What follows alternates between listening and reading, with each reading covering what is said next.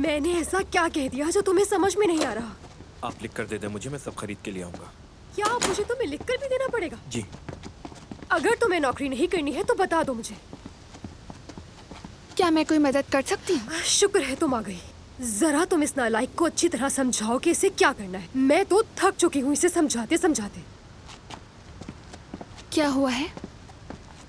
अच्छा हुआ कि तुम बीच में आ गई। मुझे रोमा के लिए सालगिरह का तोहफा लेना है और कुछ मेहमानों के लिए भी, लेकिन कुछ भी समझ में नहीं आ रहा कि क्या लिया जाए। क्या तुम मेरे साथ चल सकती हो अगर कोई काम नहीं है तो? फिक्र मत करो, बिल्कुल मैं तुम्हारे साथ चलूंगी। बहुत शुक्रिया। Good morning. Good morning Rita. Good morning बेटा। खेल के मजा आया आपको?